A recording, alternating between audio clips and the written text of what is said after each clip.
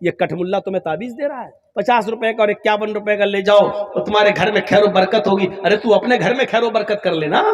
کچھ لوگ راستے میں طوطے لے کے بیٹھے رہتے, بھوشیہ بتاتا ہے وہ طوطا پرچی نکال کے, اور خود طوطے والے کو معلوم نہیں کہ میرا بھوشیہ کیا ہے. تو بتا تو کب تک اس طوطے سے پرچے نکلواتا رہے گا اور لوگوں سے 5 روپے اور 10 روپے بھوشیہ بتانے کا لیتا رہے گا؟ ارے تیرے گھر میں بلڈنگ کب بنے گی اور تیرے گھر میں 5 منزلہ عمارت کب تیار ہوگی وہ طوطے والا بھی نہیں جانتا ہے. یہ حال آج کٹ ملاؤں کا ہے. ایک صاحب گئے, لڑکا تھا نوجوان, کہنے لگا مولانا صاحب دل کی بات ہے. ارے ہم دل کا ہی تو معاملہ حل کرتے ہیں. کہ کیا بات ہے؟ کہاں ایک لڑکی سے پیار ہو چکا ہے, لڑکی تیار نہیں ہوتی ہے, ایک طرفہ محبت ہے, شادی میری لڑکی بھی تیار ہے لیکن لڑکی کا باپ تیار نہیں ہے. ارے کیا بات کرتے ہو, یہ تعویذ میں دے رہا ہوں لے لو, گلے میں ڈال کر سیدھے لڑکی کے باپ کے سامنے آ جانا. لڑکی کا باپ اپنی بیٹی کو لے کے خود تیرے گھر پہ آئے گا, لیکن تمہیں بیٹی کا نام لڑکی کا اور لڑکی کے باپ کا نام بتانا پڑے گا کیونکہ تعویذ میں لکھا جاتا ہے. اب لڑکا پھنس گیا بیچارہ. اب بڑی مشکل سے بتایا کہ ہاں اس کا نام ہے مریم. ٹھیک ہے, اس کے باپ کا نام؟ باپ کا نام مت پوچھو تو اچھا ہے. نہیں صاحب بتاؤ. تو اس نے کہا کہ وہ آپ ہی کی بیٹی ہے, آپ اپنا نام ڈال دیجیے گا. کمینے سور, اٹھایا جوتا تو میری بیٹی سے. بھائی جب دین کا کام تھا, جائز کام تھا, تو تعویذ کیوں نہیں دیا؟ اور جب اپنا نام سنا کہ میری بیٹی سے یہ پیار کر رہا تو جوتا چپل اٹھا رہا ہے. اس کا مطلب جو چیز تو اپنے لیے پسند نہیں کر رہا ہے پھر دوسروں کی بہن بیٹی کے لیے کیسے تو تعویذ دے رہا ہے؟ کہاں کی شریعت ہے یہ؟ کہاں کا معاملہ ہے؟ ایسے پاکھنڈیوں سے ہوشیار رہنا. گھر کی خیر و برکت چاہتے ہو تو 5 وقت کی نماز پڑھو گے, اور نماز پڑھو گے تو اس میں اپنے آپ یہ دعا مانگو گے. جب ایک سجدہ کر کے اٹھو گے نا, سبحان ربی الاعلی, سبحان ربی الاعلی, سبحان ربی الاعلی, اللہ اکبر. اب آپ بیٹھے ہو, دوسرا سجدہ کرو گے, دوسرے سجدے سے پہلے بیٹھ کر کیا دعا پڑھنی پڑتی ہے؟ 2 مرتبہ پڑھیے, رب اغفر لی, رب اغفر لی. بہت آسان ہے. اور ایک اور دعا آتی ہے, وہ دعا بھی بہت سے لوگ پڑھتے ہیں, اللہم اغفر لی ورحمنی وہدنی وعافنی ورزقنی. کیا دعا ہے؟ اللہم اغفر لی, اللہ میری مغفرت فرما, ورحمنی میرے اوپر رحم فرما, وہدنی مجھے ہدایت دے, وہدنی مجھے ہدایت دے, وعافنی اور مجھے صحت و عافیت نواز, ورزقنی اور مجھے رزق حلال عطا فرما. 5 وقت کی نماز جب مسلمان مسجد میں آ کر پڑھے گا, اور 5 وقت کی نماز میں ایک رکعت میں 2 سجدے ہوتے ہیں, ایک مرتبہ اس کو ہر رکعت میں یہ دعا مانگنا پڑتی ہے, ورزقنی مجھے رزق عطا فرما. اگر اس نے ظہر کی 10 رکعت پڑھی تو 10 مرتبہ کہا ورزقنی. اگر اس نے عصر کی 4 سنت 4 فرض پڑھی تو 8 مرتبہ کہا ورزقنی. اس نے مغرب کی 5 رکعت پڑھی تو 5 مرتبہ کہا اس نے ورزقنی. عشاء کی کم سے کم اس نے 7 رکعتیں پڑھی, 4 فرض 2 سنت 1 وتر, تو 7 مرتبہ اس نے کہا ورزقنی. میرے بھائیو غور کرو کہ ایک دن میں کتنی مرتبہ وہ اللہ سے کہہ رہا ہے کہ اللہ مجھے رزق عطا فرما, اللہ مجھے برکت والا رزق دے, اے اللہ میری روزی روٹی میں اضافہ دے, یعنی اللہ میرے کاروبار میں برکت عطا فرما. نماز پڑھو گے تو ملے گی یہ برکت. تو یہ تیسری چیز تھی, وَلَا تَتْرُكَنَّ صَلَاةً مَكْتُوبَةً مُتَعَمِّدًا فَإِنَّ مَن تَرَكَ صَلَاةً مَكْتُوبَةً مُتَعَمِّدًا فَقَدْ بَرِئَتْ مِنْهُ ذِمَّةُ اللَّهِ. جو شخص فرض نماز کو قصداً جان بوجھ کر چھوڑ دیتا ہے, فقط بریت منہ ذمت اللہ, تو اللہ کی کوئی ذمہ داری اس کے اوپر نہیں رہتی ہے. نہیں مر رہا مرے, کٹتا کٹے. تو یہ 3 چیزیں میری آپ کے سامنے. اب ہر مسلمان غور کرے کہ وہ شرک سے کتنا بچتا ہے, ماں باپ کا کتنا بڑا فرما بردار ہے, اور نمازوں کا کتنا بڑا پابند ہے. کیا اسلام کے اندر وہ پورے کے پورے داخل ہے یا نہیں ہے؟ آئیے ذرا لگے ہاتھ چوتھی چیز کی طرف بھی اشارہ کر دیتا ہوں, اور چوتھی چیز بھی بڑی حساس چیز ہے, ہمارے معاشرے میں ناسور کی طرح پھیلی ہوئی ہے. اللہ کے نبی صلی اللہ علیہ وسلم فرماتے ہیں, اے معاذ چوتھی چیز پر غور کرو, وَلَا تَشْرَبَنَّ خَمْرًا فَإِنَّهُ رَأْسُ كُلِّ فَاحِشَةٍ. اے معاذ کبھی بھی کسی بھی حال میں شراب مت پینا, اس لیے کہ وہ ہر برائی کی جڑ ہے. ہمارا نوجوان طبقہ غور کرے کہ وہ کتنی شراب پی رہا ہے کہ نہیں پی رہا ہے. اور میرے بھائیوں معاف کرنا بہت ہی معذرت کے ساتھ، ہم شراب صرف پینے والی چیز ہی کو نہیں سمجھتے ہیں، شراب صرف پینے والی چیز ہی نہیں ہوتی ہے، ہم ہر نشے والی چیز کو اس میں شامل سمجھتے ہیں۔ اس میں بیڑی ہو، سگریٹ ہو، پان ہو، گٹکا ہو، تمباکو ہو، کھینی ہو، ہر اس چیز کو میں اسی چیز میں شامل مانتا ہوں۔ اس لیے اللہ کے نبی صلی اللہ علیہ وسلم نے ان تمام چیزوں کے استعمال کو حرام قرار دیا ہے۔ اکرو مکرو یہ دوسرے لوگوں میں ہوگا، ہمارے ہاں مکرو کوئی چیز ہی نہیں ہے۔ میرے بھائی جو اسلام میں دو ہی چیزیں، یا تو حلال ہے یا حرام۔ اگر کوئی چیز مکرو ہے تو اس کا مطلب یہ ہے کہ دل چاہے تو چھوڑ دو، دل چاہے تو پی لو، تو میرے بھائی جو اس کا مطلب تو یہ ہوا کہ وہ حلال کے زمرے میں، حلال کے زمرے میں، تو اس لیے یہ کہنا غلط ہے کہ یہ مکرو ہے، مکرو نہیں ہے۔ شراب کو ہاتھ مت لگانا، فَإِنَّهُ رَأْسُ كُلِّ فَاحِشَةٍ، یہ ہر برائی کی جڑ ہے۔ شراب صرف برائی نہیں ہے، بلکہ ایک شراب کے پینے کے بعد دوسرے گناہ کرنے کا بھی، یعنی شراب پینا خود ایک گناہ، لیکن شراب پینے کے بعد اور بھی گناہ ہونے لگتے ہیں۔ شراب پی کے ٹن گھر میں گھسے، ماں کری منع کیا تھا پھر پی کے آیا، او تیری ماں کا، تیری اپنی ماں کو ہی ماں بہن کی گالی، اپنی بہن کو بھی گالی، باپ کو گالی، بھائی کو گالی، اور ایسی گندی گندی گالی جو تو نشے میں دیتا ہے، جس کو کوئی مرد بھی سننا گوارا نہیں کرتا، تیرے گھر کی عورتوں کو سننا پڑتا ہے۔ حضرت عثمان غنی رضی اللہ تعالیٰ عنہ سے روایت ہے کہ ایک پرانے زمانے کا واقعہ اللہ کے نبی صلی اللہ علیہ وسلم نے بیان کیا کہ ایک بڑا نیک آدمی تھا، بہت عبادت گزار آدمی تھا، سنن نسائی کی روایت ہے، بہت نیک اور پرہیزگار آدمی تھا، اور ہر طریقے کے گناہ سے بچا ہوا تھا، لیکن کپڑے کا بزنس کرتا تھا، اپنے سر پر کپڑا لاد کر محلے محلے گاؤں گاؤں جا کر کپڑا بیچتا تھا۔ اس زمانے میں ایک عورت تھی جو بیوہ ہو چکی تھی، لیکن بڑی عیاش تھی، بیوہ ہو چکی تھی، اور وہ نوجوانوں کو اپنی طرف مائل کرتی تھی، جو خوبصورت لڑکا دیکھتی تھی اس کو اپنی طرف مائل کرنا چاہتی تھی۔ اس کی یہ خادمہ تھی، ایک نوکرانی تھی، اس نے اپنی نوکرانی کو حکم دیا کہ دیکھو کوئی خوبصورت لڑکا اگر تمہیں نظر آئے تو اس کو میرے پاس لے کر آنا۔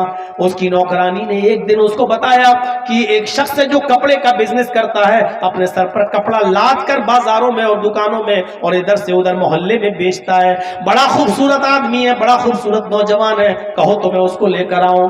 کہا کہ ٹھیک ہے، اس کو لے کر آؤ۔ جیسے ہی اس نوکرانی نے اس نوجوان کو دیکھا تو کہنے لگی کہ میری مالکن ہے، وہ تمہیں بلانا چاہتی ہیں اور تم سے کوئی مسئلہ پوچھنا چاہتی ہیں، چلو قرآن و حدیث یعنی تم اس کو اس مذہب کے مطابق اس کا مسئلہ بتا دو۔ اس نے سوچا کہ کوئی دین کا معاملہ ہے، جس مذہب پر یہ لوگ عمل کرتے تھے، لہٰذا چلو ہم چلتے ہیں، تمہاری مالکن کو کوئی مسئلہ ہے تو بتا دیتے ہیں۔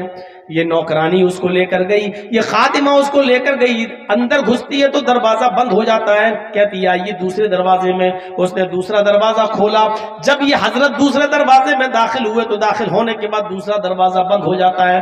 کئی دروازوں کے اندر لے کر گئی، وہاں اس کی مالکن بیٹھی ہوئی تھی، بیوہ عورت بیٹھی ہوئی تھی جو بڑی خوبصورت تھی اور حسین و جمیل تھی۔ اس نے اپنی باندی کو، نوکرانی کو حکم دیا کہ تم اب جا سکتی ہو، اور اس نے کہا کپڑا دکھاؤ۔ وہ بیوہ عورت ان سے کہنے لگی مجھے کوئی مسئلہ نہیں پوچھنا ہے، مجھے صرف آپ سے کپڑا دیکھنا ہے۔ وہ اپنا کپڑا دکھانے لگے، یہ دیکھو، یہ دیکھو، یہ اتنے میٹر، یہ اتنے گج، یہ اتنے گج، سب کپڑا دکھانے لگے، لیکن وہ کہنے لگی کہ مجھے کپڑا بھی نہیں دیکھنا ہے۔ اُدْنُو مِنِّی، تم میرے قریب آ جاؤ، میں تم سے ملنا چاہتی ہوں، مجھے تم سے آج تلذذ ہے، یعنی لذت حاصل کرنا ہے، آؤ میرے ساتھ، آؤ زنا کرو میرے ساتھ، ہم بستری کرو۔ انہوں نے کہا معاذ اللہ، اللہ کی پناہ یہ چیز حرام ہے۔ اس عورت نے ان کو چاروں طرف سے گھیر لیا، کہا کہ تم نہیں جانتے، دامن میں پھنس چکے ہو، نکلو گے تو تمہاری نیکی پر اور تمہاری امانت داری پر دھبا لگے گا، ایسا شور کروں گی کہ میرے شور سے پورا محلہ جاگ جائے گا۔ اب تمہارے سامنے 3 راستے ہیں، ان میں سے تمہیں ایک پر عمل کرنا ہے، یا پھر سمجھ لو کہ تم پورے علاقے میں رسوا ہو جاؤ گے اور لوگ کہیں گے دیکھو عبادت کرتا ہے اور کام اتنا برا ہے، اتنے کمرے کے اندر گھس کر ایک عورت کے ساتھ زنا کرنے، ہم تو فوراً تمہارے اوپر الزام لگا دیں گے۔ یہ چاروں طرف سے بیچارہ نیک آدمی پھنس چکا ہے بری طریقے سے، کہتا ہے کہ اچھا میرے سامنے آپشن کیا ہے۔ اس نے ایک اور کمرے کے اندر لے گئی، سنیے میرے بھائیو حدیث کا واقعہ ہے. وہ ایک اور کمرے میں لے گئی. وہاں کیا دیکھتے ہیں یہ حضرت کہ ایک خوبصورت نوجوان، ایک خوبصورت چھوٹا سا بچہ بیٹھا ہوا ہے جس کی عمر 6-7 سال کی ہے. بہت ہی گورا چٹا لڑکا بیٹھا ہوا ہے اور اسی کے پاس شراب رکھی ہوئی ہے اور شراب کے پاس ایک چھری رکھی ہوئی ہے. اور وہیں جا کر یہ عورت بھی بیٹھ جاتی ہے. اب یہ کہتی ہے اس نیک آدمی سے، اس نیک شریف انسان سے کہ یہ چھری اٹھاؤ.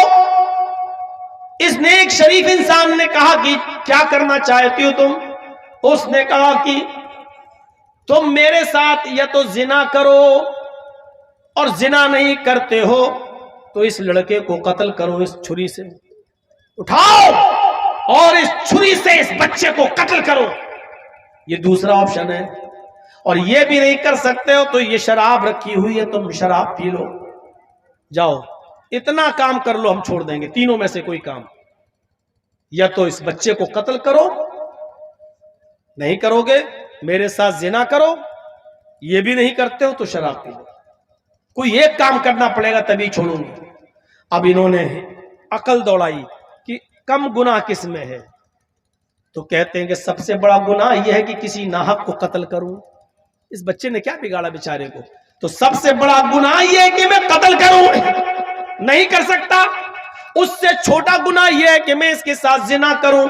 قتل کے بعد سب سے بڑا گناہ زنا، تو میں قتل بھی نہیں کر سکتا اور اس عورت کے ساتھ زنا بھی نہیں کر سکتا.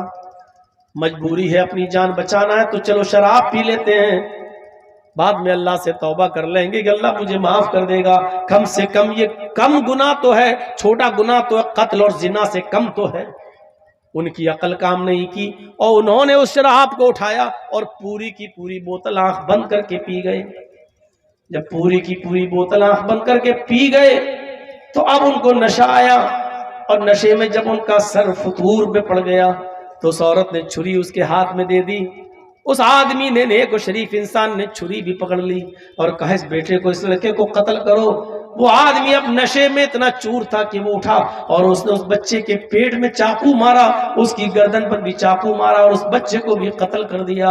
اور اس کے بعد اس نے عورت نے ان کو پکڑ کے اپنے اوپر سوار کر لیا، اور شراب کے نشے میں تو تھے ہی، کپڑے اس عورت نے خود اتار دیے اور اس آدمی نے شراب کے نشے میں اس عورت کے ساتھ زنا بھی کر لیا. میرے پیارے ساتھیوں، اس کے بعد میں میرے اندازہ لگائیے کہ ابھی تو ایک گناہ کروایا جا رہا تھا، اب اس نے 3 گناہ کر لیے. یعنی بچے کو قتل بھی کر دیا، عورت سے زنا بھی کر لیا اور شراب بھی پی لی. بہرحال شراب، یہ پورے کام کرنے کے بعد ان کو نکال دیا گیا، گھر سے باہر کر دیا گیا، اور بالآخر وہ پکڑے گئے اور ان کو گرفتار کر لیا گیا اور پھر ان کے اوپر اس قانون کے مطابق مقدمہ چلا.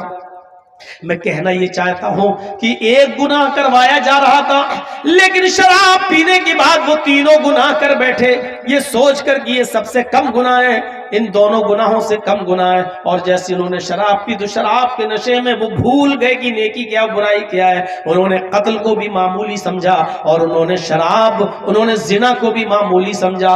اللہ کے نبی فرماتے ہیں اے معاذ لا تشربن خمرا فانه راس كل فاحشہ، اے معاذ کبھی بھی شراب مت پینا، اس لیے کہ شراب تمام برائیوں کی جڑ ہے. شراب پیو گے تو ہر قسم کا گناہ تم کرو گے. شراب پینے والا زنا بھی کرے گا، شراب پینے والا چوری بھی کر سکتا ہے، شراب پینے والا اپنے ماں باپ کو بھی برا سمجھے گا، شراب پینے والا اپنی بہن اور بیٹی تک کو گالی دے دے گا. میرے بھائیو، شراب پینے کے بعد انسان کی عقل کام نہیں کرتی. اللہ کے نبی فرماتے ہیں کہ میری امت پر ایک زمانہ ایسا آ جائے گا جو زمانہ بنی اسرائیل پر آیا تھا. لا یاتین علی امتی ما تعالی بنی اسرائیل حذو النعل بالنعل، جیسے دونوں جوتے جو پیروں میں پہنے جاتے ہیں وہ برابر ہوتے ہیں، ایسی میری امت میں اور بنی اسرائیل میں کوئی فرق نہیں رہے گا، دونوں برابر ہوں گے. یہاں تک کہ بنی اسرائیل میں حتی ان کان منہم من تعالی امہ علانیتا، یہاں تک کہ قوم بنی اسرائیل میں سے کوئی شخص اپنی ماں کے ساتھ زنا کیا ہوگا، اپنی ماں کے ساتھ اس نے منہ کالا کیا ہوگا سر عام سب کے سامنے، تو میری امت پر بھی قیامت اس وقت تک نہیں آئے گی جب تک کہ مسلمانوں میں بھی ایسے لوگ پیدا نہ ہو جائیں جو اپنی ماں کے ساتھ زنا کریں، وہ بھی چوراہے پر، وہ بھی سر عام سب کے سامنے. جب تک یہ مسلمان اپنی ماں بہن بیٹی کے ساتھ चौराहे पर सबके सामने जिना नहीं करेगा, कयामत नहीं आएगी।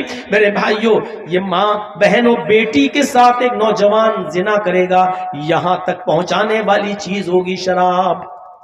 यही शराब का नशा एक दिन नौजवान को उसकी माँ बहनों बेटी के साथ जिना करने पर मजबूर कर देगा और कहेगा मेरा तो अकल ही काम नहीं कर रही थी, मेरा तो दिमाग ही काम नहीं कर रहा था। मेरे भाइयों, कयामत की निशानियों में से एक निशानी यह है कि नौजवान अपनी माँ और बहनों बेटी के साथ जिना करेंगे। मुरादाबाद का एक वाकया मैं आज से 13-14 साल पुराना बताता हूं कि वहां एक लड़की बेचारी नौजवान बेटी, नौजवान लड़की की शादी एक बूढ़े आदमी से कराई गई। जब रीजन पूछा गया तो पता ये चला कि इस कुंवारी लड़की से इसके बाप ने जिना कर लिया था, इसके बाप ने जिना कर लिया था और उस लड़की के पिस्तान से दूध आना शुरू हो गया था।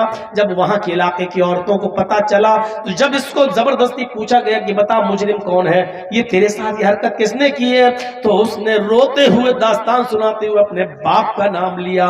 मेरे भाइयों गौर करो, अब ये दिन आ चुके हैं कि बाप अपनी बेटी के साथ जिना करने लगा, भाई अपनी बहन के साथ भी मुंह काला करने में थक नहीं रहा है। अब मोबाइलों में और यूट्यूब पर और उससे भी घिनौने सॉफ्टवेयर आ चुके हैं, उनमें जाकर जब आप डीपली घुसोगे, जब शहावत जागेगी और शहावत को पूरा करने का कोई इंतजाम नहीं होगा तो इंसान अपनी माँ और बहनों बेटियों के साथ भी जिना करेगा, जानवरों के साथ भी जिना करेगा। ये सब कयामत की निशानियां शुरू हो चुकी हैं। मेरे भाइयों, हमें और आपको मुआशरे की इस्लाह करना है तो शराब नोशी से तौबा करना है, अल्लाह की नाफरमानी का कोई काम मत करना। जिस बस्ती में अल्लाह की नाफरमानी होती है, अल्लाह का अजाब उस बस्ती पर हलाल हो जाता है। अल्लाह की नाफरमानी मत करना। देख लीजिए आपके गांव में कितनी अल्लाह की नाफरमानी हो रही है। अगर आपके गांव में आर्केस्ट्रा आती हो और डांस करती हो और पूरे गांव में कोई आदमी आर्केस्ट्रा को डांस करने से रोकने वाला ना हो तो समझ लो इस गांव के अंदर अजाब आने वाला है। अगर शराब नोशी आम है और कोई शराबियों को शराब पीने से मना नहीं कर रहा है तो समझ लो इस बस्ती पर अल्लाह का अजाब हलाल हो चुका है। अगर बस्ती में अक्सर लोग बेनमाजी है और मस्जिदों में 4, 5, 10 आदमी आ रहे हैं तो समझ लो कि अल्लाह की नाफरमानी का इस बस्ती में हो रही है, अल्लाह का अजाब इस बस्ती के ऊपर हलाल हो चुका है। अगर बस्ती के अंदर जुआ खेला जा रहा है लेकिन किसी को रोकने की हिम्मत नहीं है और मना करने की हिम्मत नहीं है तो समझ लो कि इस बस्ती के ऊपर अल्लाह का अजाब हलाल हो चुका है। जब अल्लाह का अजाब आएगा तो नेक लोग भी पीसे जाएंगे और बुरे लोग भी। जब चक्की में गेहूं पीसा जाता है तो उसके साथ घुन भी पीस जाता है। जब अल्लाह का अजाब किसी बस्ती में आता है तो बुरों के साथ अच्छे लोग भी पीस दिए जाते हैं। हाँ, यह अलग बात है कि अच्छे लोगों को कयामत के दिन उनकी नीयतों और उनके अच्छे अमल की वजह से उठाकर जन्नत में दाखिल कर दिया जाएगा, लेकिन अल्लाह के अजाब में वो भी पीसे जाएंगे, वो भी पीसे जाएंगे। उमर इब्ने अब्दुल अजीज के पास शिकायत की गई कि उस बस्ती के अंदर कोई भी आदमी रोजा नहीं रखता है। एक बस्ती है, उस बस्ती के अंदर कोई भी आदमी रोजा नहीं रखता है।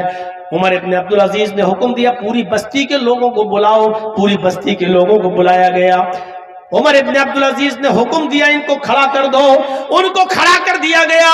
उमर इब्ने अब्दुल अजीज ने कहा कोड़ा दे दो जल्लाद को। कोड़ा दे दिया गया सिपाहियों को और कहा कि इस कोड़े को मारना शुरू करो और सबको 50-50 कोड़े लगाओ, दुर्रे लगाओ, ये बेनमाजी लोग हैं। एक पुलिस वाला आवाज देता है कोड़ा लगाने से पहले कि अमीरुल मोमिनीन, इन पूरी की पूरी बस्ती में एक आदमी जो बीच में खड़ा वो रोजेदार है, वो रोजा रखता है। मैं जानता हूं कि उसका रोजा कभी नहीं छूटता, वो रोजेदार है। उमर इब्ने अब्दुल अजीज ने कहा उसको निकाल लो। उसको हटाओ, कहां है वो? उसको निकाला गया। इधर आओ भाई, तुम तो रोजे से हो। कहा जी। पूरे रखते हो? कहां? उमर इब्ने अब्दुल अजीज ने कहा इसको दाहिने तरफ खड़ा करो और इसी को सबसे पहले कोड़े मारो। रोजेदार एक रोजा नहीं छोड़ता है, लेकिन उमर इब्ने अब्दुल अजीज कह रहे हैं इसको अब दाहिनी तरफ खड़ा करो। ये बेरोजगारों को बाद में मारना, पहले इसको मारो और 50 कोड़े इससे शुरू करो। क्योंकि ये अकेले रोजा रखता है और पूरी बस्ती में नाफरमानी होती रही, लोग रोजा छोड़ते रहे, लेकिन ये किसी को ये नहीं कहता कि अल्लाह के अजाब से डरो, तुम भी रोजा रखो। ये अल्लाह के तबलीग नहीं करता है, ये कुरान और हदीस की दावत नहीं देता, ये लोगों को बुराइयों से नहीं रोकता है। खुद रोजा रख रहा है लेकिन लोगों को नहीं रखने का हुक्म दे रहा है, खुद अच्छे काम कर रहा है लेकिन लोगों को अच्छे काम की तरफ नहीं बुला रहा है। इसी से शुरू करो, इसी से शुरू करो। ये आदमी डबल मुजरिम है। मेरे भाइयों सोचो तो सही, हम कहां हैं? ये इतने उलमा बैठे हैं स्टेज पर, और मैं 25 साल से तकरीबन इस एरिया में, कटिहार, बिहार, पूर्णिया और अरिया और ये सब इलाका में 25 साल से दौड़ रहा हूं, तकरीरें कर रहा हूं, और बार बार हर स्टेज पर हमारी बातों में ये सारी बातें आती हैं। आज तक तो कोई आलिम हमें बता नहीं सका कि बारात का सबूत फला फला हदीस में मौजूद है। कहां लिखा है कि लड़की वाला भी बारातियों को अच्छा से अच्छा खाना खिलाए और अच्छे से अच्छा पिलाए और अच्छे से अच्छा उनकी मेहमान नवाजी करे? कौन सी हदीस में लिखा है? कौन सा इस्लाम कहता है? अगर कोई आपको ये कहे कि मैं अपने लड़के की बारात लेकर आपके घर आ रहा हूं, आप कहिए आइए। अगर कोई कहता है कि 300 आदमी आएंगे साहब, आप कहिए 300 नहीं 400 लाइए। आप बेटी वाले हो, मैं आपको जो तजर्बा जो बात बतला रहा हूं उसको गांठ बांध लो। और कोई है माँ का लाल जो उठे और कहे कि मौलवी जर्जीस ने कुरान और हदीस के खिलाफ ये बात कही है, उसको कहिए कि 300 नहीं 400 लाइए, 500 लाइए। और जब ये सब पहुंच जाएं, आप सबको सिर्फ एक एक गिलास पानी पिला के भगाइए, एक कप चाय भी मत पिलाइए।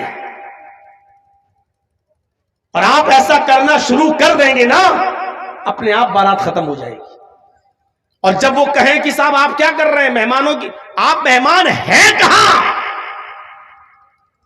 आप तो मेरी बेटी के साथ निकाह करने के लिए अपने बेटे को लेकर आए हो और साथ में इतने लोग भी लेकर आए हो। मुझे ये दिखा दो कि अल्लाह के रसूल ने कभी कहा है कि इन बारातियों को चाय पिलाओ, खजूर खिलाओ, पानी पिलाओ और इनको खाना खिलाओ, और मीट खिलाओ, बकरा खिलाओ, मुर्गा खिलाओ और अच्छी से अच्छी मेहमान नवाजी करो। आप हमें दिखा दीजिए, हम करने के लिए तैयार हैं। मेरे प्यारे साथियों, आप एक एक गिलास पानी पिलाइए, वो भी बिस्लरी नहीं, चापाकल का जो आप पीते हो, उसी हैंड पाइप का जिसका आप पीते हो, और कहो ठीक है अब निकाह करिए और ले जाइए हमारी बेटी को। हो गया?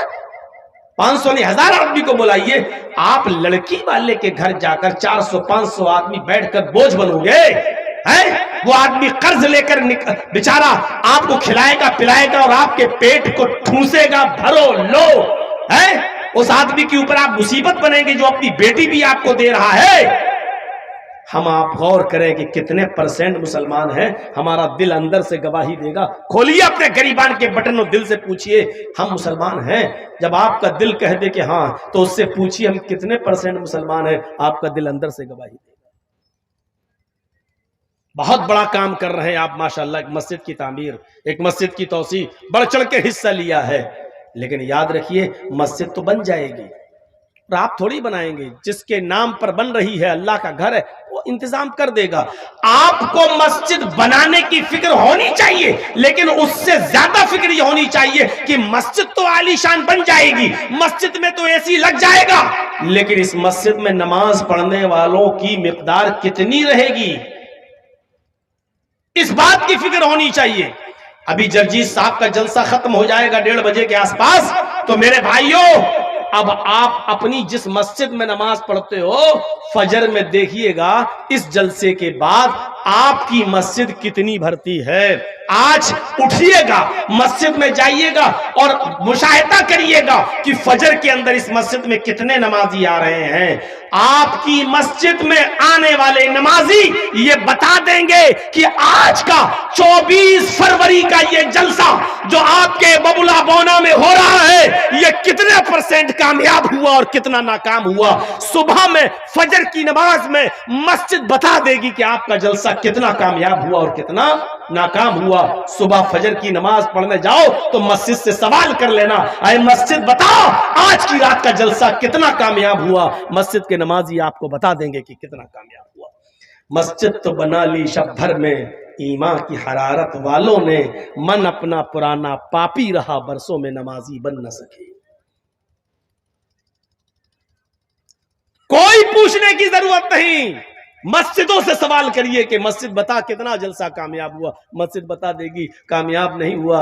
आधी रात 1 बजे 1:30 बजे 2 बजे जलसा खत्म कर दिया, जो लोग पढ़ते भी थे वो भी नहीं आए, नींद में सो गए हैं। आपकी मस्जिदें बता देगी। ये जलसा फर्ज नहीं है, नमाज फर्ज है। जलसा आप नहीं भी कराते तो गुनाहगार नहीं होते, लेकिन फजर की नमाज में अगर आप मस्जिद में नहीं जा रहे हैं तो गुनाहगार हो रहे हैं। या अय्युहल्लज़ीना आमनू उदखुलू फिस्सिल्मि काफ़ा, ईमानो वालो तुम इस्लाम के अंदर पूरे के पूरे दाखिल हो जाओ। आइए चंद चीजें बताता हूं, इन चीजों पर गौर करके अपने आप को टटोलिए और देखिए हम कितने % मुसलमान हैं। हजरत मुआज़ इब्न जबल फरमाते हैं कि अल्लाह के रसूल सल्लल्लाहु अलैहि वसल्लम ने मुझे 10 बातों की नसीहत फरमाई, 10 बातों की वसीयत फरमाई। इन 10 बातों पर मैं आज के प्रोग्राम में चल तो नहीं पाऊंगा, तर्जमा कर दूंगा, लेकिन कुछ चीजें मैं उठा रहा हूं, सुनिए मेरे भाइयों। हजरत मुआज़ कहते हैं कि अल्लाह के रसूल सल्लल्लाहु अलैहि वसल्लम ने मुझे 10 बातों की वसीयत की। ये 10 चीजें हम गौर करेंगे और हर आदमी सोचे कि ये इस्लाम का हिस्सा है, ये कितनी चीजों पर हम अमल कर रहे हैं। पहली चीज, आए मुआज़ ला तुशरिक बिल्लाहि शैअन इन कुतिलता औ हुर्रिकता। आए मुआज़, अल्लाह के साथ कभी भी किसी भी हाल में किसी को शरीक मत करना, शिर्क मत करना। ला तुशरिक बिल्लाहि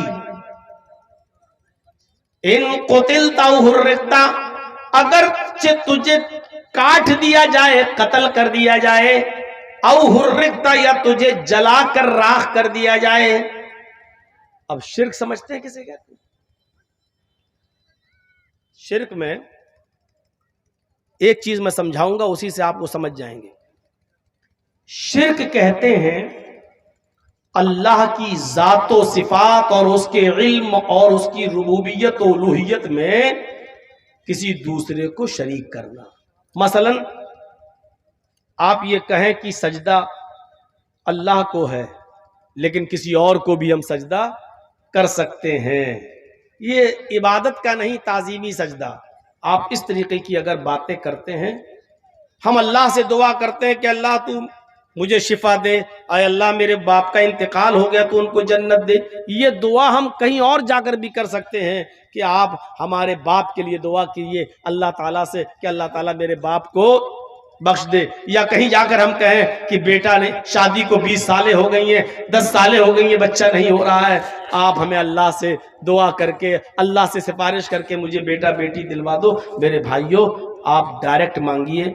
शिर्क को समझने के लिए एक और मिसाल मैं देता हूं आपको। एक चीज होती है कुफ्र और एक चीज होती है शिर्क। इंतहाई मजबूरी में जहां आपकी जान को खतरा है और कोई आपसे कुफ्र करा रहा है, वहां अपनी जान को बचाने के लिए कुफ्र करना जायज हो जाता है, लेकिन शिर्क करना उधर भी जायज नहीं है। मसलन कोई शख्स आपको पकड़ ले, चाकू निकाल ले, पिस्टल निकाल ले, खंजर निकाल ले और 4-5 लोग आपको पकड़ लें और पकड़ कर कहें कि किसको मानता है?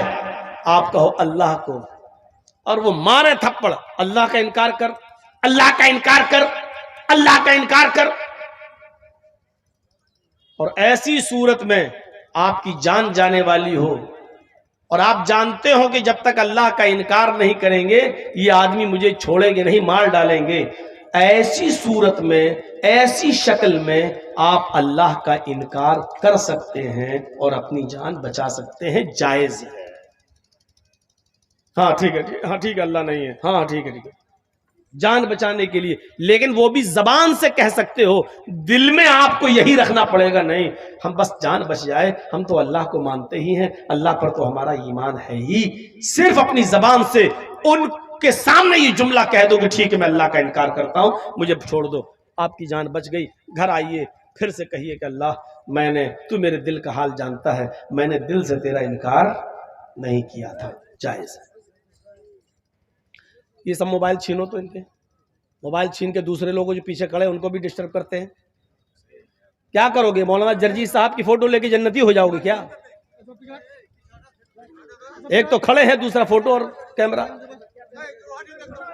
چاہیں تو ادھر بھی بیٹھ سکتے ہیں یہ لوگ۔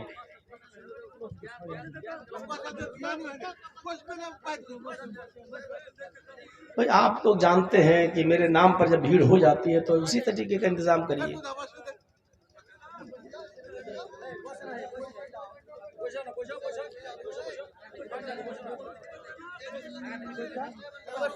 اب آئیے ذرا توجہ دیجیے، نہیں سنیں گے بھی نہیں اور سننے بھی نہیں دیں گے۔ تو اللہ کا ادھر دیکھیے، اللہ کا انکار کرنے سے جان بچ رہی ہے تو بچا لیجیے۔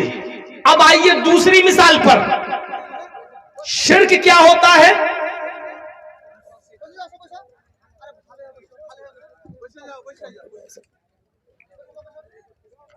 اب شرک دیکھیے، وہی 4-5 لوگ آپ کو پکڑے ہوئے ہیں، زبردستی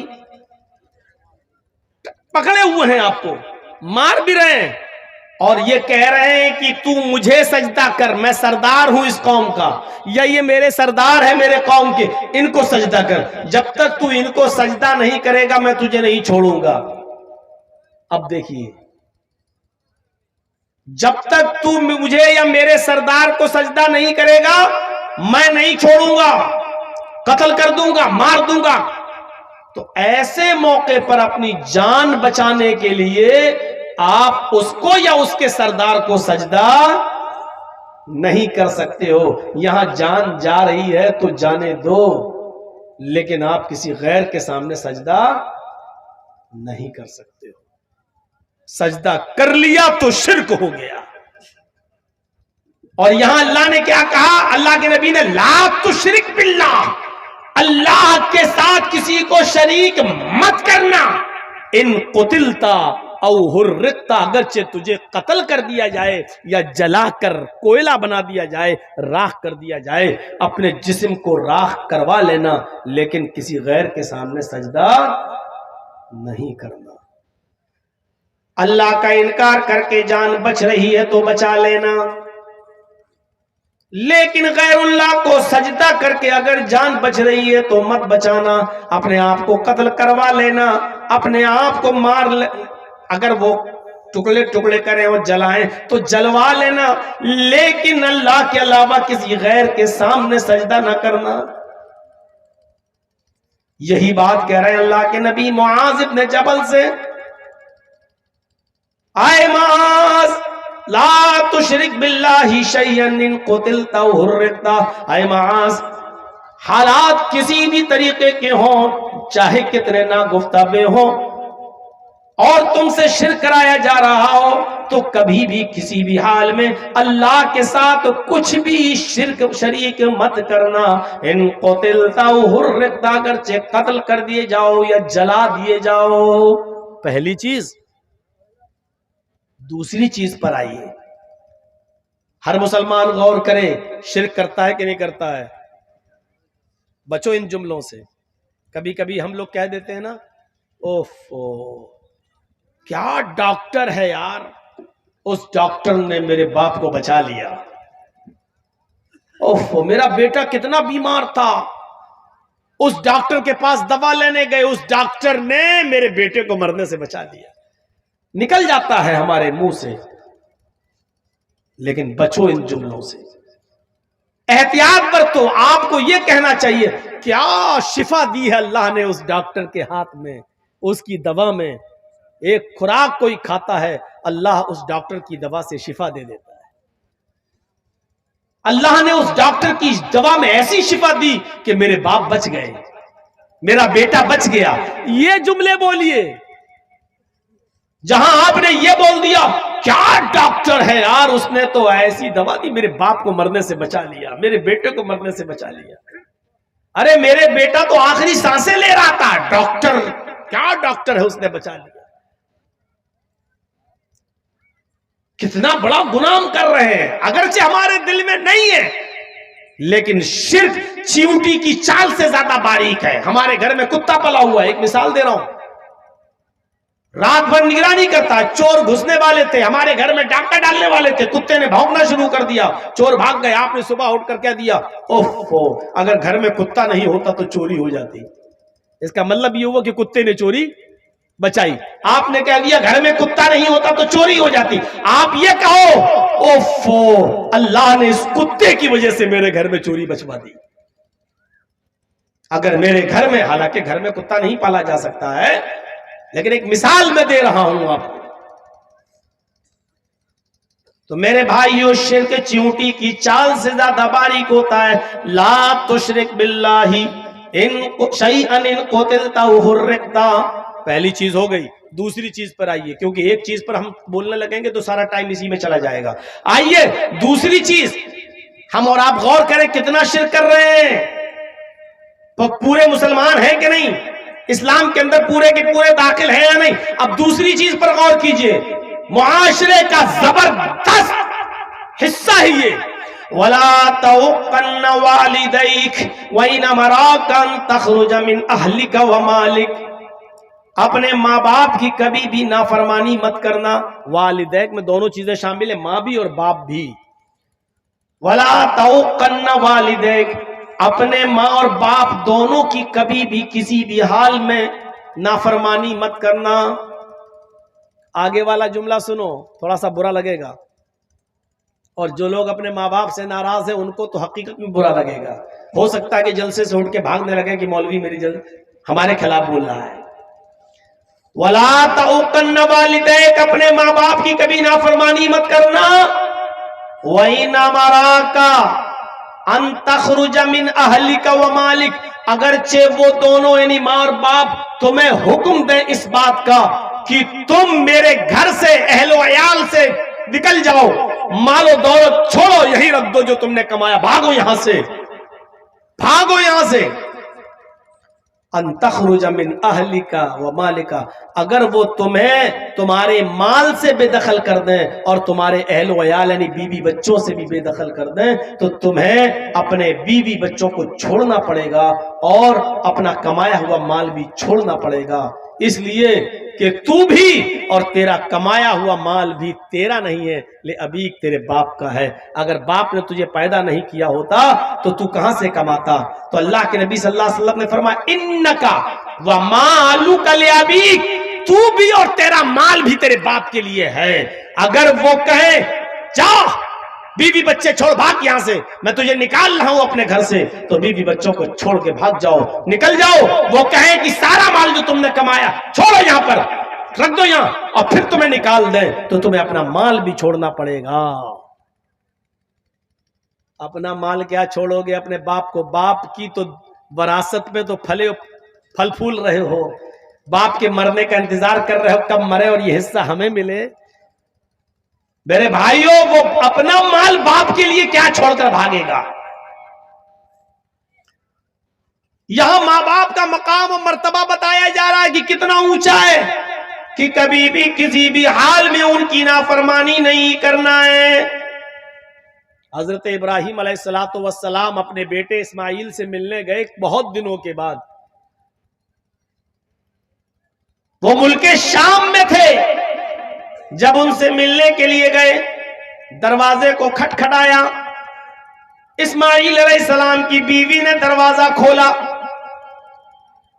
اسماعیل کی بیوی نہیں جانتی تھی کہ یہ میرے شوہر کے باپ ہیں, یعنی میرے سسر ہیں, معلوم نہیں تھا ان کو. اور ابراہیم علیہ السلام یہ جانتے تھے جب یہ عورت نے دروازہ کھولا تو یہ میرے بیٹے کی بیوی ہی ہوگی. پوچھا, بیٹی مجھے اسماعیل سے ملنا ہے. بہو نے جواب دیا بزرگوار سے کہ اسماعیل تو گھر پہ ہے نہیں, وہ تو جنگل کی طرف گئے ہوئے ہیں, گھر میں کھانے پینے کو کچھ نہیں تھا اس لیے شکار کرنے کے لیے گئے.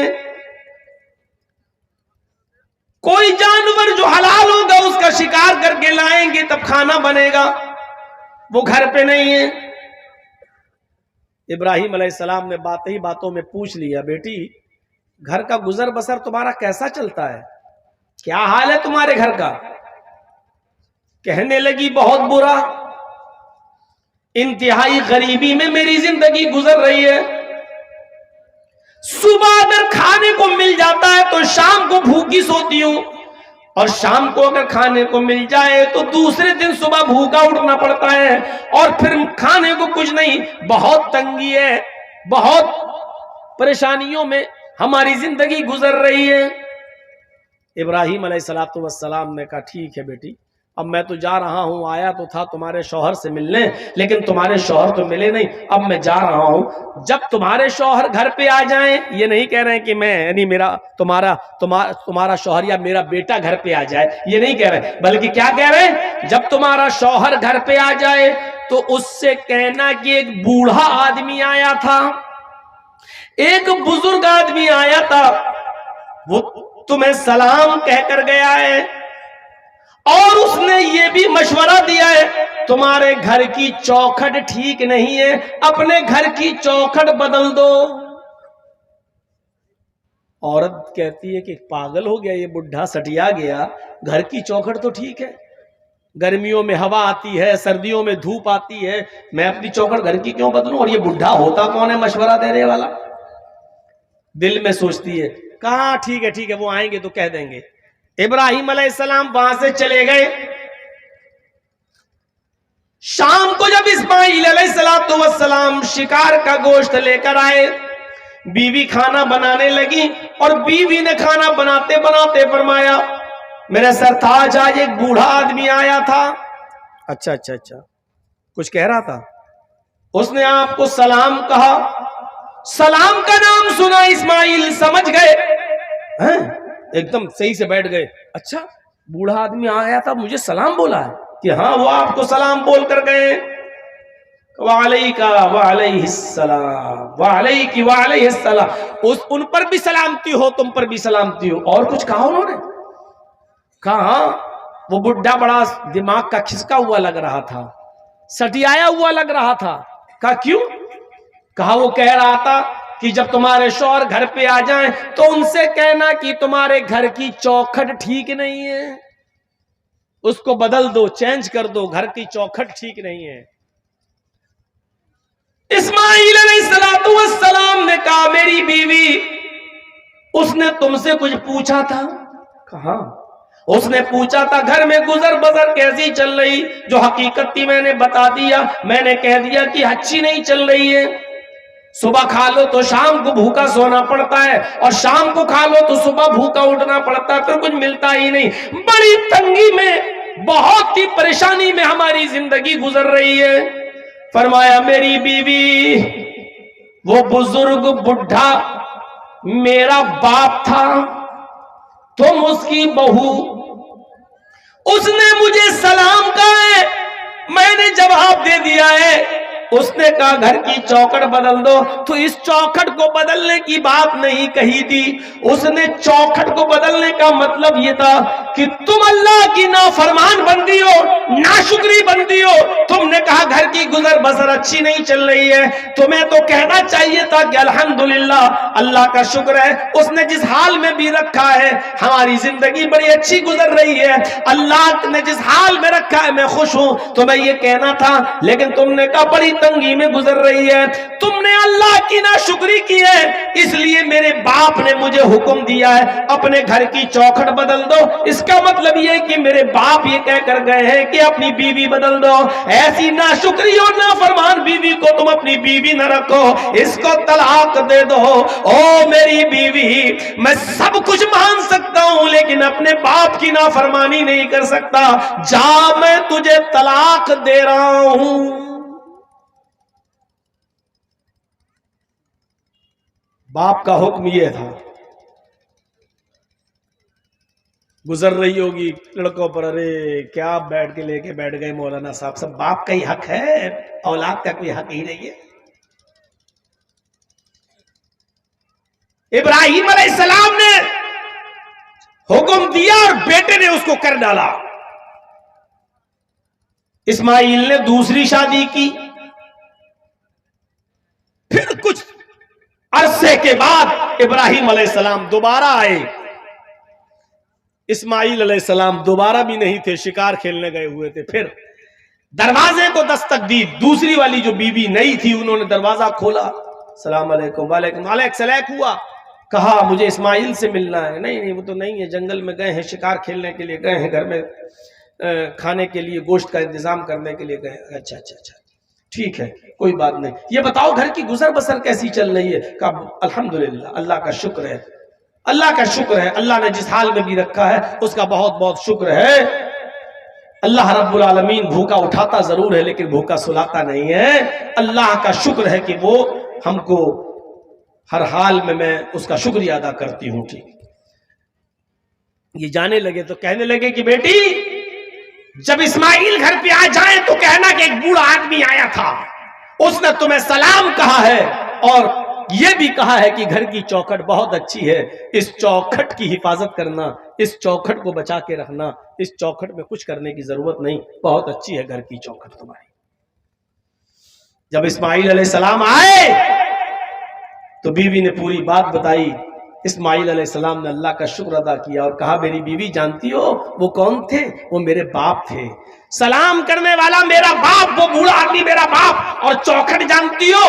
کہا نہیں. کہا وہ تم ہو. میرے باپ نے کہا ہے کہ چوکھٹ کو صحیح رکھنا, یعنی یہ اچھی چوکھٹ ہے. اس کا مطلب یہ ہے کہ تم نے اللہ تعالیٰ کی نافرمانی نہیں کی ہے, اچھی بات کہی ہے. اور میرے باپ نے کہا ہے کہ چوکھٹ ٹھیک ہے, اس چوکھٹ کو بحال رکھنا.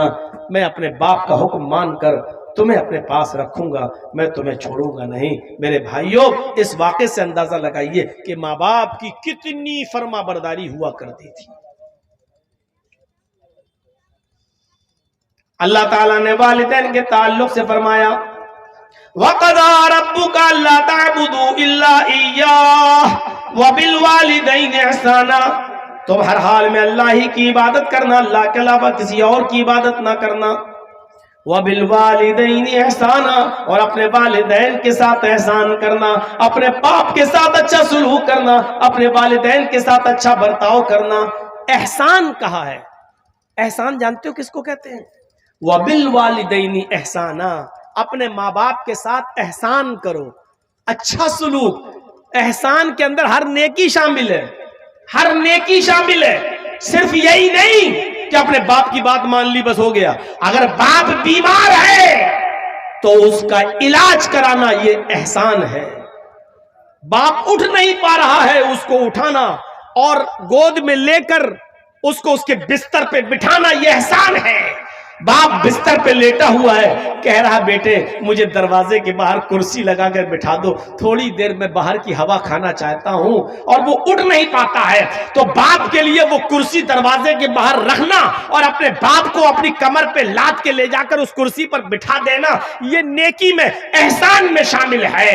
ذرا غور کرو کہ ایک صحابی اپنی ماں کو جو اندھی تھی اور ہاتھوں سے کوڑی تھی اور پیروں سے لنگڑی تھی, دانت نہیں تھے منہ میں, اس نے کہا میں عمرہ کرنا چاہتی ہوں, طواف کرنا چاہتی ہوں خانہ کعبہ کا.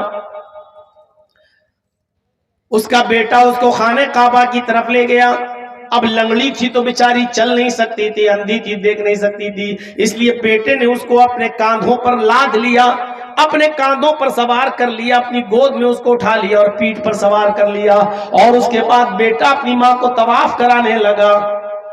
5واں یا 6ٹا چکر تھا کہ ان کی مڑبھیر حضرت عمر فاروق رضی اللہ تعالیٰ عنہ سے ہو گئی. حضرت عمر فاروق سے علیہ ہوئی السلام علیکم. وعلیکم السلام. یہ صحابی حضرت عمر سے کہنے لگے امیر المومنین یہ میری ماں ہے. حضرت عمر نے کہا کہ تمہیں بہت اچھی ماں ملی ہے.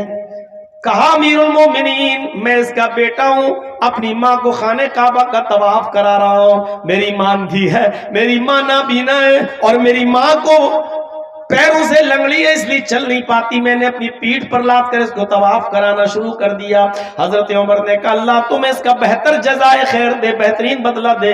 اس شخص نے کہا امیر المومنین میں اپنی ماں کو اپنے ہاتھ سے کھلاتا ہوں، اپنے ہاتھ سے کھانا بنا کر تیار کرتا ہوں، اپنے ماں کے کپڑے میں اپنے ہاتھ سے دھلتا ہوں، اپنے ماں کی گندگی کو، لیٹرین و پیشاب و پائخانے کو بھی میں صاف کرتا ہوں۔ میری ماں نے طواف کرنے کی خواہش کی تو میں اس کو لایا اور میں اپنی پیٹھ پر لاد کر اپنی ماں کو طواف کرا رہا ہوں۔ کیا میں نے اپنی ماں کا حق ادا کر دیا؟ جو قرآن و حدیث میں ماں کا حق بتایا گیا ہے، کیا میں نے اپنی ماں کا حق ادا کر دیا؟ حضرت عمر فاروق نے ہنستے ہوئے فرمایا، تم حق کی بات کہتے ہو کہ تم نے اپنی ماں کا حق ادا کر دیا؟ ارے سنو، جب تمہاری ماں تمہیں پیدا کر رہی تھی، جب تمہیں جن رہی تھی، جب تم اس کے پیٹ سے باہر آ رہے تھے، جب تمہاری ماں تمہیں پیدا کر رہی تھی اور درد کی وجہ سے جب وہ کراہ رہی تھی، درد کی وجہ سے جب وہ رو رہی تھی اور اس کی آواز آہ کر کے نکل رہی تھی، جب تم اپنے ماں کے بدن سے باہر آ رہے تھے اور وہ درد سے کراہ رہی تھی، چیخ رہی تھی، وہ چلا رہی تھی، اس کے منہ سے جو آہ نکلی تھی، پہلی آہ، پہلی چیخ جو اس کے منہ سے نکلی، ابھی تو نے اس پہلی آہ کا بھی حق ادا نہیں کیا، تو اپنی ماں کی پوری زندگی کا حق ادا کیا کرے گا؟ تو نے تو ابھی اپنی ماں کی پہلی آہ کا بھی حق ادا نہیں کیا۔ پیشاب پائخانہ صاف کرنے والا لڑکا، اپنے ہاتھ سے کھانا بنا کر ماں کو کھلانے والا لڑکا، اپنی پیٹھ پر لاد کر خانے کعبہ کا طواف کرانے والا بیٹا، اور اس حال میں حضرت عمر کہہ رہے ہیں کہ جب وہ تجھے پیدا کر رہی تھی اور درد کی وجہ سے چیخ رہی تھی، ابھی تو نے اس کی پہلی آہ کا بھی حق ادا نہیں کیا۔ نوجوانوں ذرا سوچو، ماں اور باپ کا درجہ کتنا بڑا ہے، اس کا مقام کتنا بڑا ہے۔ ہم اسلام میں پورے کے پورے داخل ہیں، کیا ہم اپنے ماں باپ کی ایسی خدمت کرتے ہیں؟ کیا ہم ماں باپ کی ایسی سیوا، ایسی خدمت کر رہے ہیں؟ ایسی ایسی اولاد تاریخ کے اوراق پڑھیے تو ایسی ایسی اولاد گزرے گی کہ باپ بھی جیل میں اور بیٹا بھی جیل میں، باپ کی عمر 90 سال اور بیٹے کی عمر 50 سال، باپ بھی جیل میں اور بیٹا بھی جیل میں، لیکن دونوں پکے نمازی۔ بیٹے نے دیکھا کہ میرا باپ جیل کے اندر ہے اور 90 سال کی عمر ہے اور نماز ایک بھی وقت کی نہیں چھوڑتا ہے، اور میں بھی نہیں چھوڑتا ہوں، اور جیل میں ٹھنڈا پانی ملتا ہے، سردیوں کی سخت رات ہے، سردیوں کی اس ٹھنڈی رات میں ٹھنڈے پانی سے وضو بناتے وقت میرے باپ کو بار بار الرجی ہو جاتی ہے، نزلہ ہوتا ہے، زکام ہونے لگتا ہے، اس کو فیور آ جاتا ہے، تو کیا کرنا چاہیے؟ اس کا 50 سال کا بیٹا رات میں عشاء کی نماز کے بعد اپنے باپ کو بستر پر سلا دیتا تھا کہ تم سو جاؤ، فجر میں اٹھنا ہے۔ باپ اسی جیل کے اندر سونے لگتا اور بیٹا تانبے کے لوٹے میں پانی بھرتا، بیٹا تانبے کے لوٹے میں پانی بھرتا اور اس پانی کو، اس لوٹے کو اپنے پیٹ سے لگا لیتا، اور صبح فجر کی اذان تک، فجر کی نماز تک اس لوٹے کو اپنے پیٹ سے لگائے رکھتا کہ پیٹ کی گرمی سے پانی میں کچھ گرمی آ جائے، اس پیٹ کی گرمی سے پانی میں کچھ حرارت آ جائے، اور جیسے ہی فجر کا وقت ہوتا بیٹا فوراً اپنے باپ کو پانی دیتا، جو قدرے گرم ہو جاتا، تھوڑا بہت اس کی ٹھنڈک مٹ جاتی اور تھوڑی گرمی آ جاتی، کہتا پیٹ بابو جلدی سے وضو بنائیے، پانی ٹھنڈا ہو جائے گا، اور اس کا باپ جلدی سے وضو بناتا۔ میرے پیارے ساتھیوں، یہ واقعہ کئی چیزوں کی طرف اشارہ کر رہا ہے۔ پہلا اشارہ تو یہ کرتا ہے کہ 90 سال کے باوجود باپ فجر تک کی نماز قضا نہیں کر رہا ہے، جیل کی سلاخوں میں ہونے کے باوجود باپ نماز کا عادی ہے، اور بیٹا پوری رات لوٹے کو اپنے پیٹ سے لگا کر پانی کو گرم کر رہا ہے کہ پیٹ کی گرمی سے پانی کچھ گرم ہو جائے۔ یہ باپ کی خدمت کا ایک انوکھا واقعہ ہے۔ میرے بھائیوں ذرا اندازہ لگاؤ کہ ایسی اولادیں آج کہاں ملیں گی، ایسی بچے آج کہاں ہیں جو اپنے ماں باپ کی ایسی خدمت کرنے والے ہوں، جو اپنے ماں باپ کی ایسی سیوا کرنے والے ہوں۔ فرمایا وَلَا تَعُقَّنَّ وَالِدَيْكَ وَإِنَّ مَرَاكَ أَن تَخْرُجَ مِنْ أَهْلِكَ وَمَالِكَ، اپنے ماں باپ کی کبھی بھی نافرمانی مت کرنا، اگرچہ وہ تم دونوں کو، اگرچہ وہ دونوں تمہیں تمہارے بیوی بچوں سے دور ہونے کا حکم دے دیں اور مال و دولت کو چھوڑ دینے کا آرڈر دے دیں، اس کے باوجود تم اپنے ماں اور باپ کا دل مت دکھانا اور ان کی خدمت کرتے رہنا، ان کی نافرمانی کبھی مت کرنا۔ دو چیزیں ہو گئی. تیسری چیز پر آئیے نوجوانوں. تیسری چیز، پہلی چیز شرک مت کرنا، چاہے جلا دیے جاؤ یا قتل کر دیے جاؤ، پہلی چیز. دوسری چیز اپنے ماں باپ کی کبھی نافرمانی مت کرنا. اور تیسری چیز کی طرف اشارہ کر رہے ہیں اللہ کے نبی معاذ وَلَا تَتْرُكَنَّ صَلَاةً مَكْتُوبَةً مُتَعَمِّدًا. اے معاذ، فرض نماز کبھی بھی کسی بھی حال میں مت چھوڑنا. فرض نماز، تاکید دیکھیے، تاکید پر تاکید. لا تترکن صلاۃ مکتوبۃ متعمدا، ہرگز ہرگز کبھی بھی کسی بھی حال میں تم فرض نماز مت چھوڑنا. صلاۃ مکتوبۃ، فرض نماز، متعمدا، قصدا، جان بوجھ کر، عمدن، جان بوجھ کر کبھی بھی فرض نماز قصدا مت چھوڑنا. ہاسپٹل جانا ہے، باپ بیمار ہے، جلدی سے لے کے جا رہے ہیں، اذان ہو رہی ہے، جلدی سے وضو بنائیے. مسجد میں آپ جائیں گے، 15 منٹ کے بعد جماعت ہوگی، 15 باپ حالت سیریس ہے، جلدی سے وضو بنائیے، فرض 4 رکعت پڑھیے ظہر کی، اور فوراً ایمبولینس میں بیٹھی اور باپ کو لے کے جائیے. سنت چھوڑ دیجئے، جائیے. یہ ہے فرض نماز جو کبھی بھی کسی بھی حال میں تمہیں نہیں چھوڑنا ہے. باپ بیمار، بیٹا بیمار، لیکن آپ مسجد میں جائیں گے دیر لگے گی، پھر 15 منٹ جماعت کا انتظار کریں گے دیر لگے گی. اس حال میں بیٹا سیریس ہو سکتا ہے، آپ کو جلدی لے کے جانا ہے، زیادہ بری کنڈیشن ہے، فوراً گھر میں 4 رکعت ہلکی سی نماز پڑھ لیجئے. اِنَّا أَعْطَيْنَاكَ الْكَوْثَرَ فَصَلِّ لِرَبِّكَ وَانْحَرْ إِنَّ شَانِئَكَ هُوَ الْأَبْتَرُ. دوسری رکعت میں قُلْ هُوَ اللَّهُ أَحَدُ اللَّهُ الصَّمَدُ لَمْ يَلِدْ. 4 رکعت پڑھیے اور فوراً اپنی اولاد کو، اپنے بیٹے، باپ، ماں، کوئی بھی بیمار ہو اس کو لے کے جائیے. ایسے موقع پر سنت چھوڑ دیجئے. یہ ہے فرض نماز کو کسی بھی حال میں نہ چھوڑنے کا مطلب ہے. لا تترکن صلاۃ مکتوبۃ متعمدا قصدا عمدا، جان بوجھ کر فرض نماز مت چھوڑنا. باپ ہاسپٹل میں ایڈمٹ ہے یا بیٹا ہاسپٹل میں ایڈمٹ ہے، اب ایسی مجبوری میں آپ کو کیا کرنا ہے؟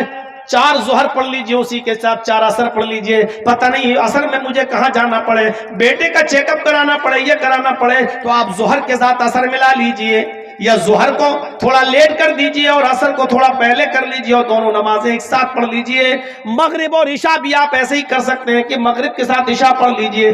آپ پڑھنا ہے لیکن جو کسی بھی کنڈیشن میں چھوڑی نہیں جا سکتی ہے. فرمایا لا تترکن صلاۃ مکتوبۃ متعمدا، فرض نماز کو معاذ کبھی بھی کسی بھی حال میں تمہیں ترک نہیں کرنا ہے، چھوڑنا نہیں ہے، قصدن، جان بوجھ کر. اگر چھوڑ دو گے تو کیا ہوگا؟ فَإِنَّ مَن تَرَكَ صَلَاةً مَكْتُوبَةً مُتَعَمِّدًا فَقَدْ بَرِئَتْ مِنْهُ ذِمَّةُ اللَّهِ. جو شخص فرض نماز کو قصدن عمدن جان بوجھ کر چھوڑ دیتا ہے، ٹائم ہے لیکن نہیں پڑھ رہا ہے، اذان ہو رہی ہے، رک جاؤ، انڈیا پاکستان کا میچ آ رہا ہے، آخری اوور رہ گیا ہے، آخری اوور دیکھ لیں تب جائیں گے. وہ اوور دیکھا، تب تک مسجد میں گیا، جماعت ہو چکی ہے. اس کو کہتے عمدن اور جان بوجھ کر چھوڑنا.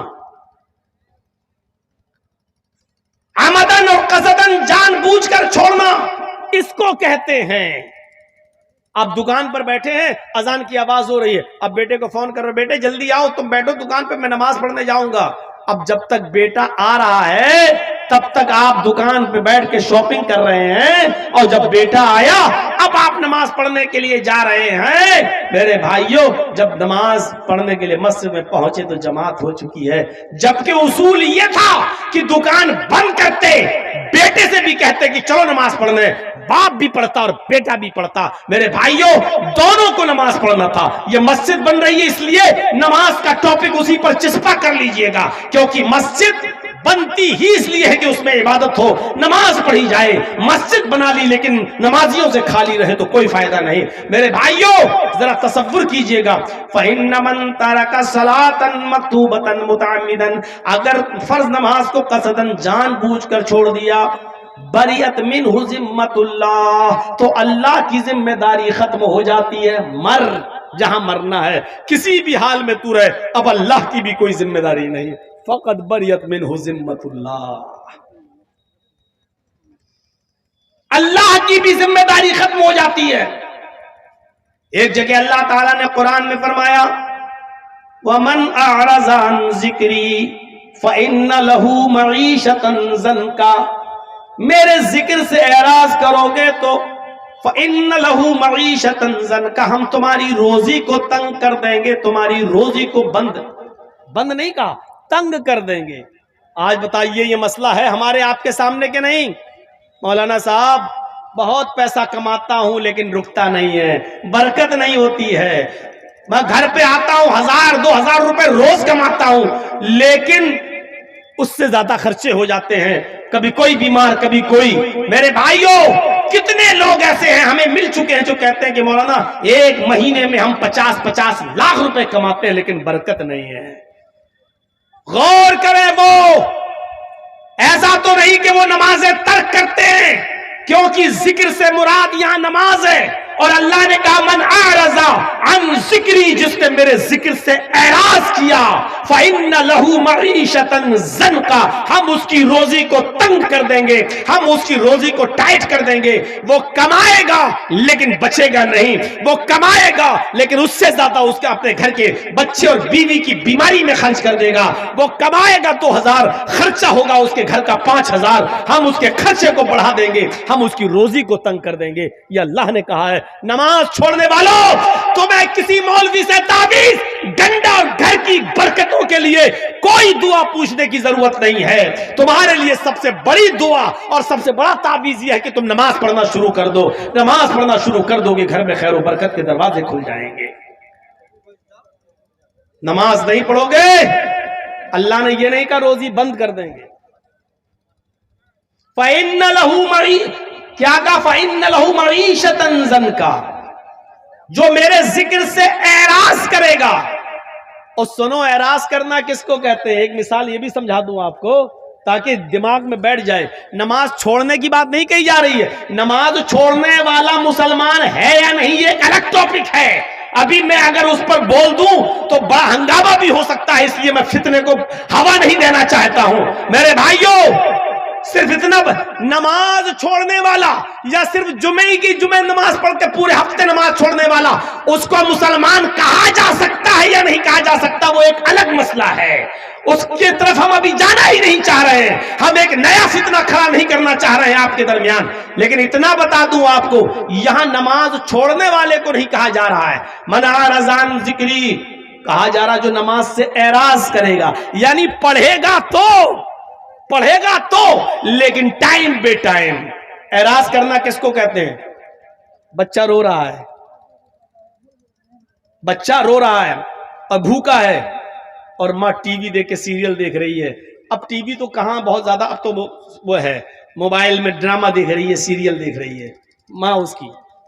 بچہ رو رہا ہے، ماں جانتی ہے کہ بچہ بھوکا ہے، ماں جانتی ہے کہ بچہ دودھ مانگ رہا ہے، رو رہا ہے، لیکن ماں کہہ رہی رک جاؤ بھی اس کو دودھ پاتے پلاتی ہوں، پہلے یہ ڈرامہ دیکھ لوں، آخری شاٹ رہ گیا ہے ایپیسوڈ کا، یہ دیکھ لوں میں، اور 10 منٹ اسی میں لگا دیتی ہے۔ تو کیا کہا جاتا ہے؟ ماں اپنے بچے سے اعراض کر رہی ہے۔ اب جب 10 منٹ پورا ہو گیا، ڈرامہ ختم ہو گیا، ناٹک ختم ہو گیا، اب ماں گئی بچے کو اٹھایا اور اس نے اپنے پستان سے لگایا، دودھ پلایا۔ ماں نے دودھ تو پلایا ہے لیکن پھر بھی بچے سے روگردانی کی ہے، اس کو جب بچے کو دودھ پلانا تھا تب نہیں پلایا، اس نے ناٹک جب تک پورا نہیں دیکھ لیا تب تک اس نے بچے کو دودھ نہیں پلایا۔ تو کیا کہا جائے گا؟ ماں نے اعراض کیا بچے سے، ماں نے روگردانی کی بچے سے، ماں نے بچے سے منہ پھیرا، یعنی ناٹک میں اتنی منہمک ہو گئی کہ بچے کو بھول گئی، حالانکہ دودھ پلایا۔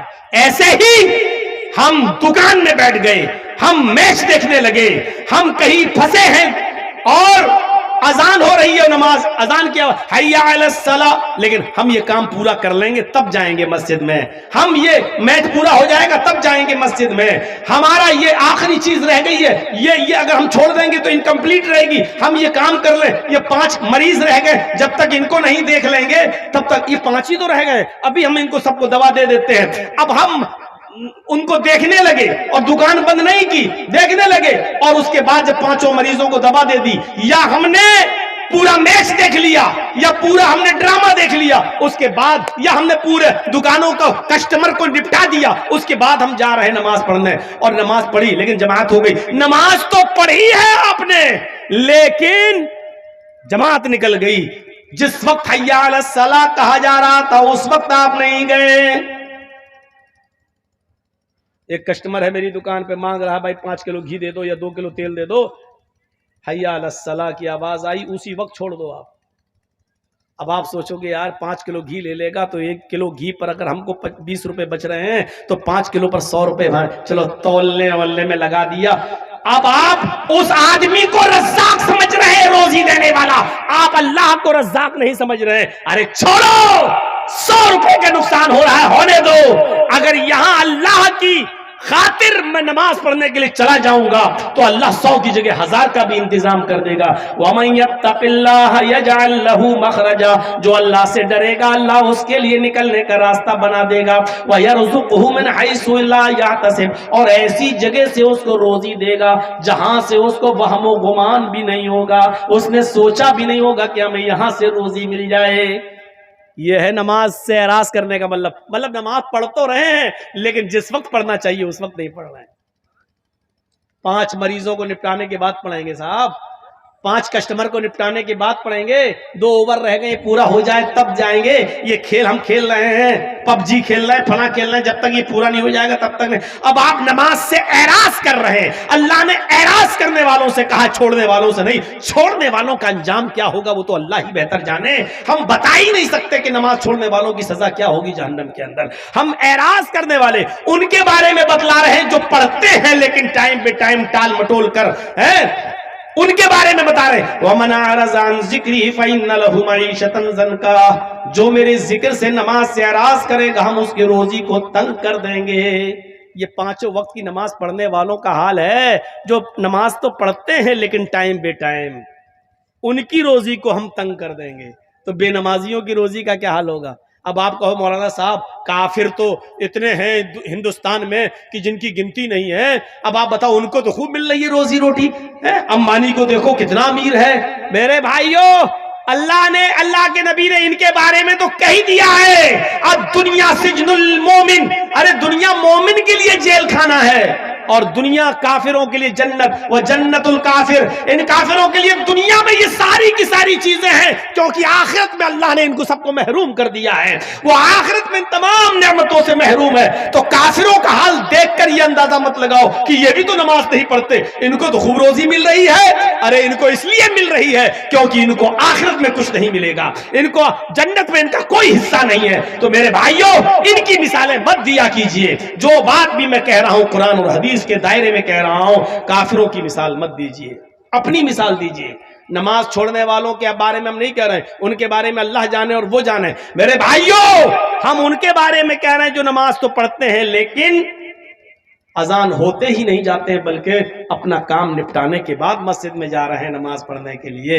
अजान इसलिए थोड़ी है कि अपना काम निपटा लो। अजान का मतलब हय्या अलस सलाह, आओ नमाज की तरफ, हय्या अलस सलाह, आओ अल्लाह की इबादत की तरफ, हय्या अलल फलाह, आओ कामयाबी की तरफ, आओ कामयाबी की तरफ, आओ फलाह बहबूदगी की तरफ। अगर तुम्हें अल्लाह की इबादत करना है तो कामयाबी मिलेगी। कामयाबी और फलाह बहबूदगी अल्लाह की इबादत और नमाज से जुड़ी हुई चीज है। नमाज पढ़ोगे तो कामयाब रहोगे, नमाज छोड़ोगे तो नाकाम रहोगे। इसलिए कोई भी मुल्ला, मौलवी, कठमुल्ला अगर ये कहता कि मेरे पास चले जाओ, हम तुम्हारे घर में खैर बरकत की और तुम्हारे दुकान में खैर बरकत का ताबीज देते हैं, दुआ दे देते हैं, वो झूठा है, वो मक्कार है, वो फरेबी है, वो आपको धोखा दे रहा है। मेरे भाइयों, अगर दुआओं से रोजी रोटी की बरकतें होने लगे तो मोहम्मदुर रसूलुल्लाह कभी अपने पेट पे पत्थर नहीं बांधते, कभी 2-2 महीना नबी के घर में चूल्हा बन रही होता।